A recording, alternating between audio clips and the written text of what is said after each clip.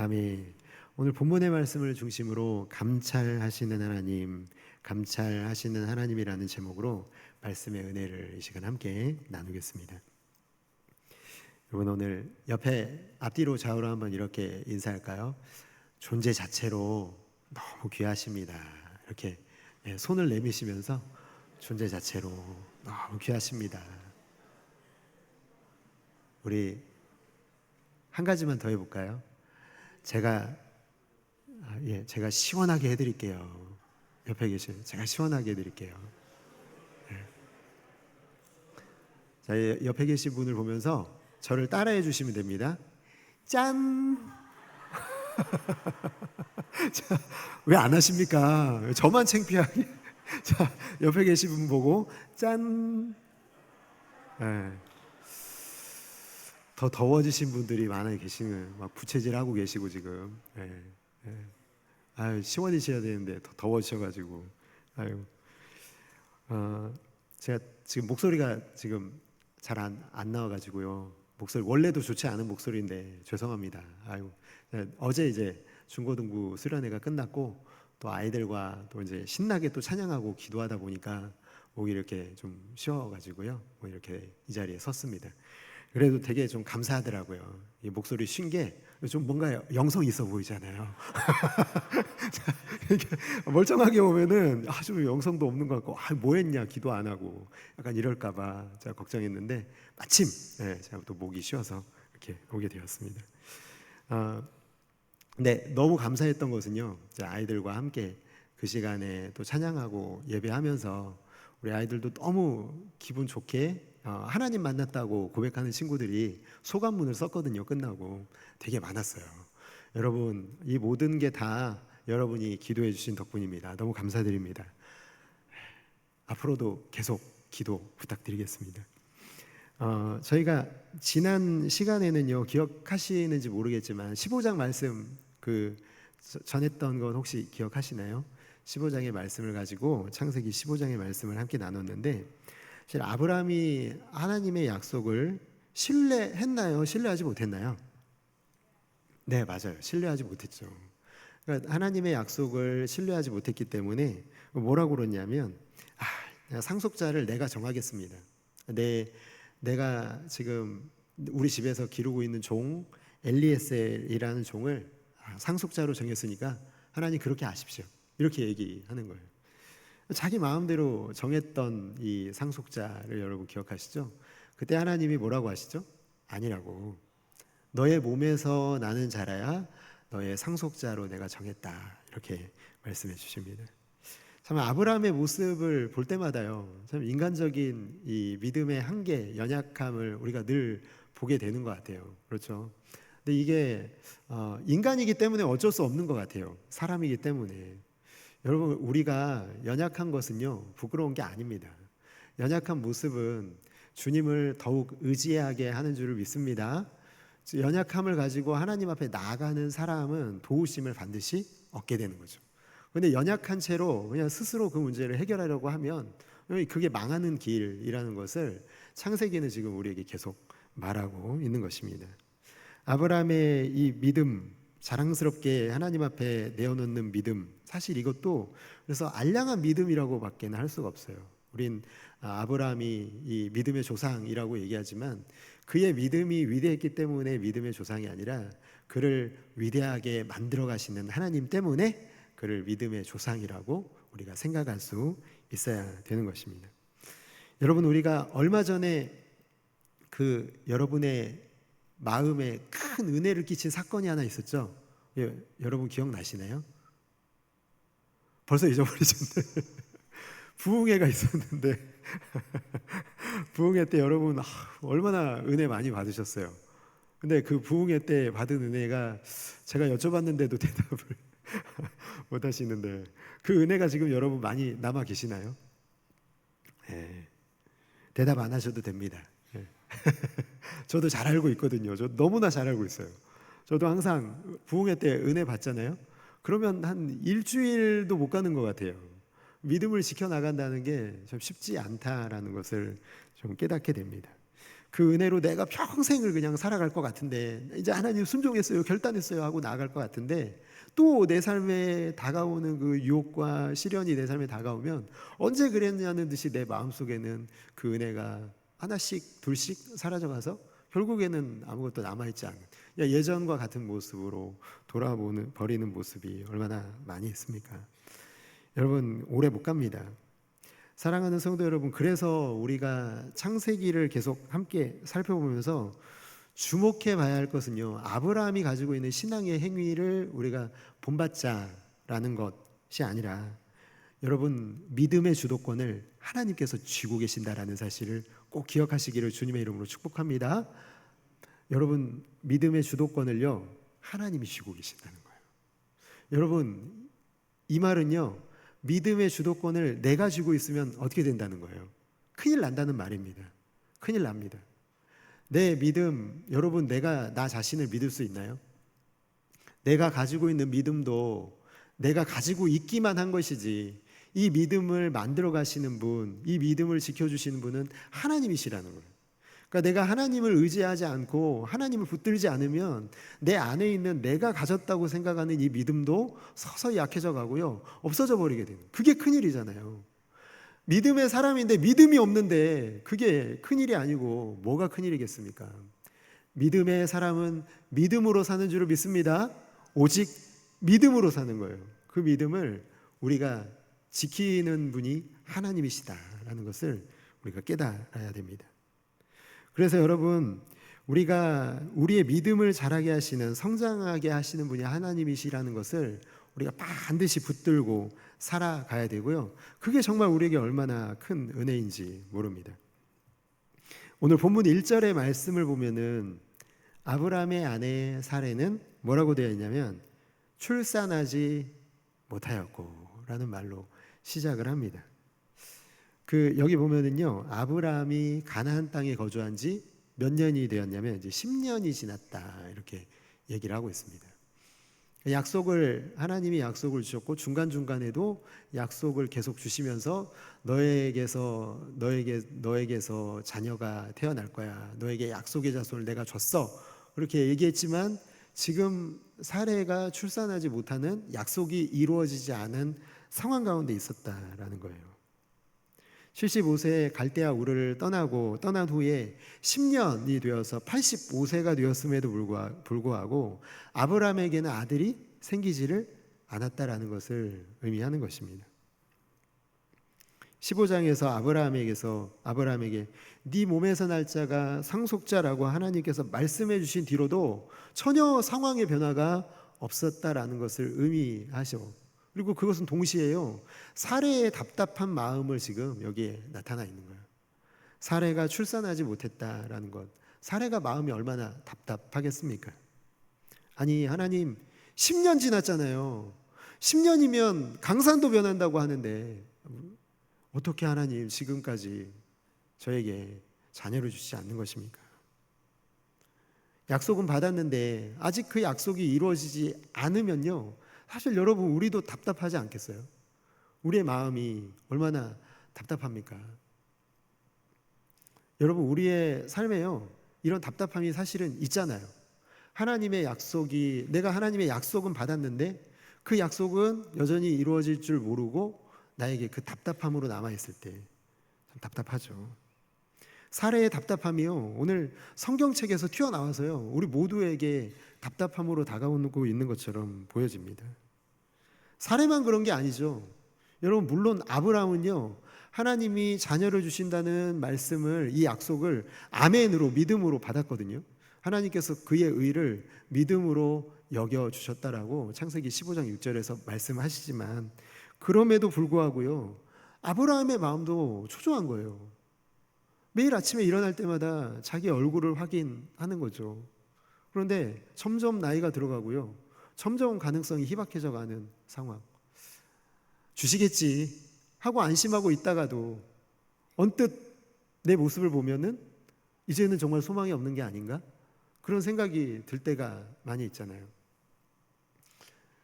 여러분, 우리에게도 그런 순간이 너무 많잖아요. 나도 모르는 사이에 내 삶의 모습이 그리고 내가 지나온 세월들이 너무 많이 지나가 있는 걸 어느 순간 발견하게 되는데, 그런 때 약속은 이루어지지 않았다면, 나는 점점 더 그 약속을 받을 가능성이 줄어들고 있다면 우리의 마음도 여전히 이 아브라함과 사례처럼요 초조할 수밖에 없다라는 거죠. 여러분, 그럼에도 불구하고 사랑하는 성도 여러분, 하나님의 약속을 믿고 하나님 침묵 가운데서도 기다리는 것을 하나님 믿음으로 여겨 주시는 줄을 믿으시기 바랍니다. 그게 믿음이에요, 여러분. 믿음이 뭐라고요? 하나님이 침묵하실 때도 내가 기다리는 것이 믿음이다 라는 것을 오늘 창세기가 오늘 우리에게 말씀하고 있습니다. 그렇다면 궁금한 건 이것 아니겠습니까? 왜 약속하셔놓고 왜 기다리게 하시죠? 바로 주실 수 있잖아요. 아니 10주년 기념으로 그래 너 85세 내가 85세 된 기념으로 너에게 자녀를 주겠다. 하나님 이렇게 하실 수 있잖아요. 그런데 하나님 주시지 않는, 침묵하시는 그 이유가 있지 않겠습니까? 10년이 넘도록 아들을 주시지 않는 이 하나님의 침묵의 이유가 분명히 있다는 겁니다. 여러분 저 한번 따라해 주시겠습니까? 하나님께서 하시는 모든 일에는 반드시 이유가 있다. 이유가 있다. 한 번만 더 해볼까요? 하나님께서 하시는 모든 일에는 반드시 이유가 있다. 믿으십니까? 아멘, 아멘. 맞습니다. 이유가 있습니다. 하나님께서 그냥 이유 없이 하시는 일은 아무것도 없다는 거예요. 여러분, 그게 하나님의 계획이죠. 계획을 세우시고 그 계획대로 이루어 나가시는 거예요. 그게 어떻게 우연일 수가 있어요? 계획은요, 여러분, 우연이라고 말할 수가 없는 거잖아요. 계획은 하나님께서 그 모든 일들을 이미 만들어 놓으셨고요. 그렇게 되어 가도록 하나님께서 그 의지로, 하나님의 신적인 의지로 그것을 이루어 가신다는 의지의 표현이 계획 아니겠습니까? 그렇다면 여러분, 우리가 기다려야 되는 것, 침묵 속에서도 기다려야 되는 것은 당연하다라는 것이죠. 아무리 답답해도요, 아무리 초조해도요, 우리는 그 순간에도 기다리는 것을 하나님이 우리에게 믿음이라고 여겨주신다라는 것입니다. 이 세상에 태어난 사람들을 여러분 지켜보시면요, 두 가지 모습으로 살아가는 사람들을 발견하게 돼요. 각자가 행복을 추구하고 살아가고 있잖아요. 그런데 어떻게 행복을 추구하는지 그 방법은 다르다는 거예요. 세상 사람들은요, 어떻게 행복을 추구하냐면요, 행복을 얻기 위해서 자기 힘과 노력, 이 세상 것들을 의지해서 받아내는 노력을 최선을 다해서 하고 있다는 거예요. 내가 추구하는 행복을 나의 노력으로, 세상의 방법으로, 세상을 의지해서 이루어내는 것이 세상 사람들의 행복 추구라는 것이죠. 여러분, 그러나 하나님 믿는 사람들, 그리스도인들은 다르다는 거예요. 뭐가 다릅니까? 오직 예수님만을 의지하고 그분께 항복하는 삶을 살게 될 때 그게 행복이라는 거예요, 여러분. 행복이 뭔가를 얻어서 행복이 아니라 예수님을 내가 의지하고 그분께 내가 항복하고 그분이 원하시는 삶을 살아낼 때 우리에게 놀라운 행복이 이미 임한 것이에요. 사랑하는 성도 여러분, 세상의 행복이 아니라 여러분은 하나님께서 우리에게 주신 행복, 우리와 함께 하시는 하나님, 우리가 하나님을 의지하면 너와 함께하고 내가 너의 삶에서 원한 나의 계획을 너의 삶에서 내가 이루어내겠다 하는 것이 하나님이 우리에게 주신 행복이라는 것을 꼭 기억하시기를 주님의 이름으로 축복합니다. 그렇기 때문에 여러분은 이미 행복한 사람들인 줄을 믿습니다. 여러분들은 행복한 사람들인 줄을 믿습니다. 여러분은 이미 그 행복을 소유하고 행복을 누리며 살아갈 준비가 되어 있다는 것이죠. 그러나 그 행복을 내가 누리고 살아가는 건 또 다른 문제라는 것입니다. 세상 사람들은요, 다른 사람들을 짓밟아서 자신의 욕심이 채워지는 만큼 행복하다고 오해하거든요. 정말 그게 행복합니까? 다른 사람들 밟고 올라가서 거기서 내가 원하는 행복을 얻었다고 해도 그게 어떻게 행복입니까? 다른 사람이 불행해지는데 나만 행복할 수 없는 것이죠. 성도는요, 그 반대예요. 나를 내어주는 거예요. 희생하는 거예요. 헌신하는 거예요. 하나님이 하라고 하시는, 주님이 걸어오시는 그 모습을 내 삶 속에서 살아내는 것, 그것이 행복이라고 말씀하시는 것이죠. 그때 여러분, 성도는요, 하늘나라의 행복을 맛보는 거예요. 땅의 행복이 아니라, 땅에서 주어지는 행복이 아니라 하늘나라에서 우리에게 내려오는 행복을 누릴 수 있는 줄을 믿으시기 바랍니다. 우린 그런 사람으로 태어났다라는 거예요. 그런 행복을 추구하면서 살도록 우리가 만들어졌다라는 거예요. 여러분, 그래서요, 하나님은 우리에게 침묵하신 때가 언제인지 아십니까?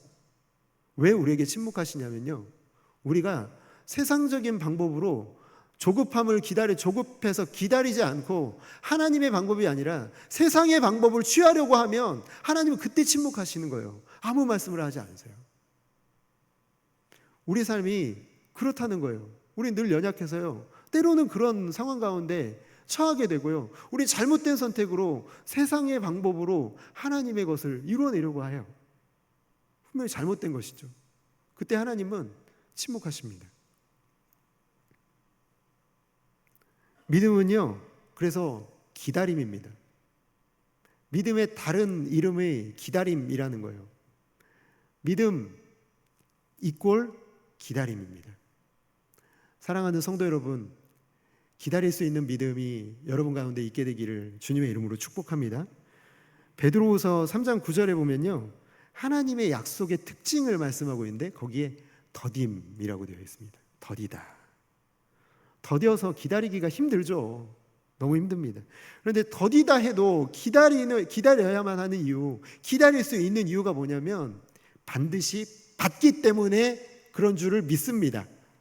더디지만 약속하시는 거예요. 반드시 받을 거야. 더디지만 반드시 받을 거야. 이 약속이 하나님의 약속이라는 거예요. 그래서 더딤에도 불구하고 우리는 기다릴 수 있는 것이죠. 여러분, 그래서 하나님의 의도를 오해하지 마시기 바랍니다. 하나님께서 더딘 응답으로 성도를 기다리게 하시는 이유는요, 그 속에서 우리를 만들어 가시는 거예요. 때로는 우리가 세상적인 방법을 선택하는 그 순간에도 하나님 우리를 포기하지 않으신다니까요. 우리를 붙들어서 반드시 믿음의 길로 가게 만드시는 하나님의 주권적인 믿음의 역사가 우리 가운데서 일어나고 있다는 사실을 우리 항상 기억해야 합니다. 그래서 다시 말씀드리지만요, 믿음의 주인은 내가 아니에요. 주권적인 역사, 믿음의 역사는 하나님이 내 안에서 이루어 가시는 역사인 줄을 믿으시기 바랍니다. 여러분, 저는 어릴 때부터요, 생김치보다 묵은지를 좋아하거든요. 묵은 김치를 좋아합니다. 그래서 덜 익은 김치는 사실 그냥 먹기는 하지만 묵은지가 없을 때 억지로 먹습니다. 그렇게 제가 묵은 김치를 좋아하면서도 먹고 맛있다고만 생각했지 어떻게 만들어지는지는 사실 잘 몰랐거든요. 근데 어느 날 예전에 이제 저희 아버지께서 저를 집 앞에 공터가 하나 있는데 빈 땅이 하나 있는데 저를 데리고 가시는 거예요. 와보라고 하셔가지고. 그래서 삽을 던져주시면서 파라고. 말씀이 별로 없으세요. 그래서 파라고. 영문도 모르고 저는 또 되게 착한 아들이거든요. 파라면 팝니다. 그래서 열심히 팠습니다. 근데 거기다가 이렇게 장독대를 묻으시더라고요. 그래서 장독대를 다 묻으니까 저희 어머니가 김장한 김치를 가지고 비닐을 넣어서 그 안에다 이렇게 김치를 넣으시더라고요. 저는 김장김치를 그렇게 담근다는 걸 처음 알았거든요. 장독대에 넣어서 이렇게 땅에 묻어서 이렇게 한다는 것을 처음 알게 되었습니다. 근데 이제 그래서 그 이후에 저 이제 그 자리를 늘 제가 지나가잖아요. 그래서 집 앞으로 이렇게 지나갈 때마다 되게 뿌듯한 거예요. 내가 묻은 김치. 내가 땅판 김치. 잘 익어가고 있나? 항상 생각하게 되더라고요. 드디어 이제 겨울이 지나고 이제 처음으로 저희 어머니가 이제 꺼내 오신 김치를 딱 먹었거든요. 근데 여러분, 그 맛이요, 똑같아요. 그냥 제가 늘 먹던 그 김치랑 똑같아요. 별로 그렇게 다른 맛이 아니더라고요. 근데 한 가지 다른 게 있는데 그게 뭐냐면 느낌이 새로웠다라는 거예요. 기다림이라는 시간을 통해서 김치가 익어가는구나. 여러분, 그걸 제가 그때 느꼈습니다.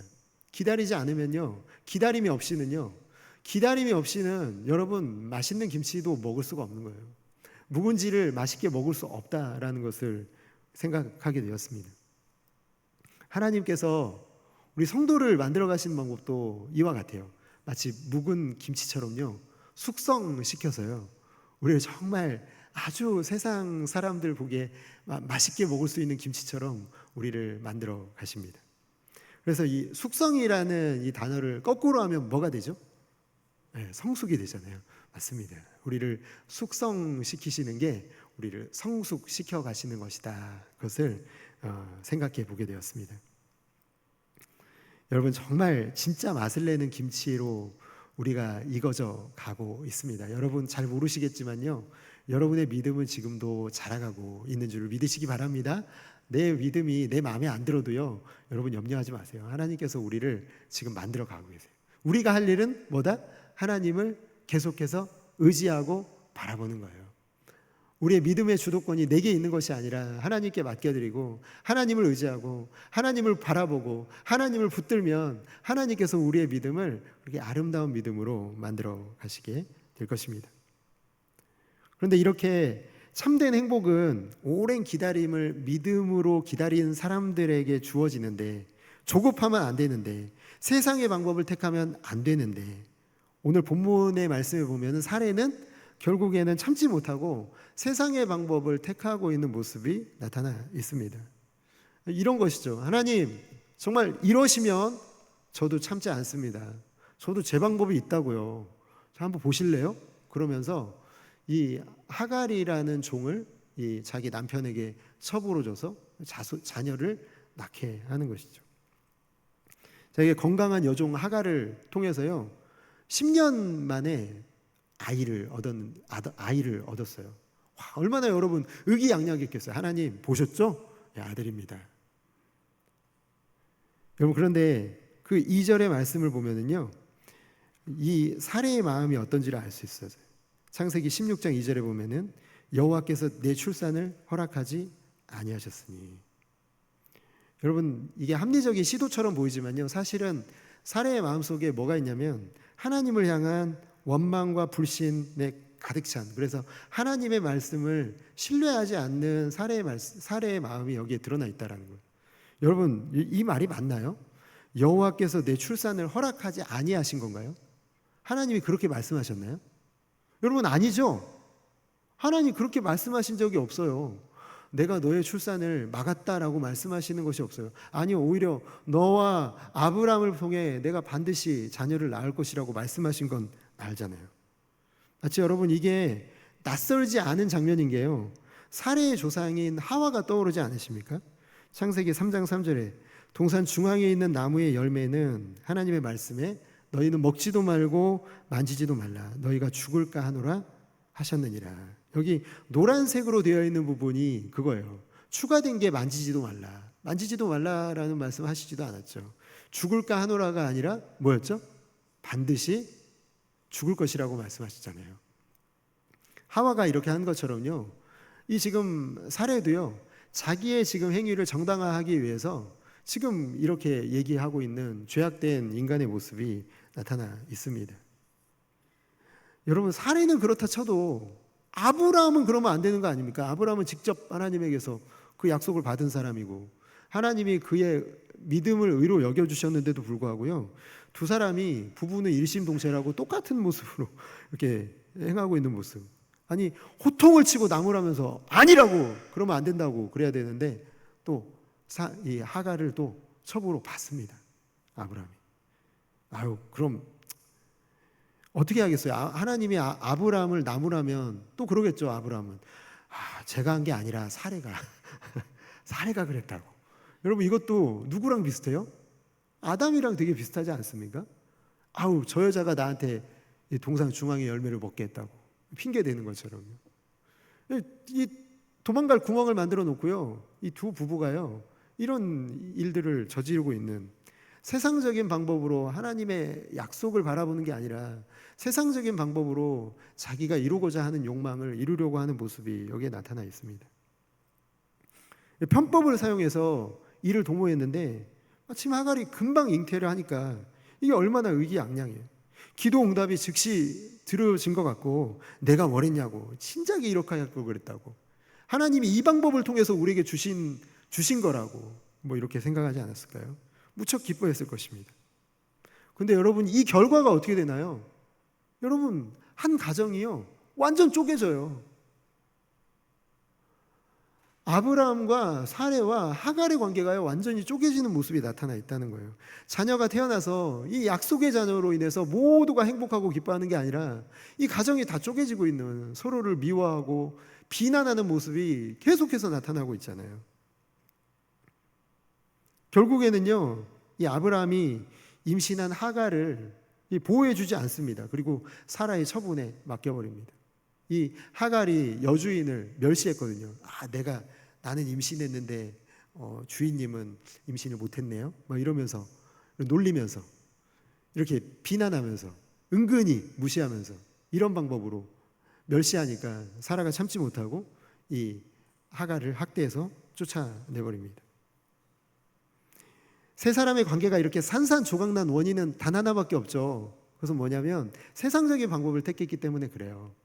하나님의 약속을 기다리지 않고 조급해서 약속을 기다리는 게 아니라 내 방법대로, 내 뜻대로, 내 계획대로 행한 결과가요, 이렇게 나타나고 있는 것을 보게 됩니다. 여러분, 이게 누가 가장 좋아할까요? 마귀가 가장 좋아할 일 아니겠습니까? 우리도요, 하나님의 약속을 받아놓고 이런 세상적인 방법을 택하면 마귀가 너무나 좋아할 거라는 거 너무나 잘 알게 되지 않습니까? 하갈이라는 미끼를 딱 던져놓고 그걸 물었을 때 얼마나 마귀가 좋아했겠습니까? 그래, 물었구나, 잡았다, 얼마나 좋아했겠습니까? 아브라함과 사레가 바로 그 미끼에 걸려 드는 것이죠. 여러분, 그런데요, 이렇게 하갈이 결국에는 파국으로 끝날 것 같은 이 상황이요, 파국으로 끝나지 않습니다. 하갈이 도망갔다가요 다시 돌아와요. 근데 돌아올 때 그녀도 하나님의 약속을 받고 돌아옵니다. 저는 이 하갈에게 전하는 메시지이지만 사실은 아브라함의 가정에게도 전하는 메시지로 보이더라고요. 우리 창세기 16장 13절 14절 말씀 같이 한번 읽어볼까요? 자, 시작. 하갈이 자기에게 이르신 여호와 이름을 나를 살피시는 하나님이라 하였으니 이는 내가 어떻게 여기서 나를 살피시는 하나님을 배웠는가 함이라. 이러므로 그 셈을 브엘 라헤로이라 불렀으며. 사실 이 창세기 16장 13절과 14절은 이 하갈의 개인적인 체험이기는 하거든요. 근데 저는 한번 상상력을 동원해 봤어요. 이 얘기, 너 밖에 나갔다가 돌아온 이유를 물어보지 않았겠어요? 아브라함과 사레가 왜 돌아왔냐고. 그렇게 물어봤을 때 바로 이 얘기를 해줬을 것 같아요.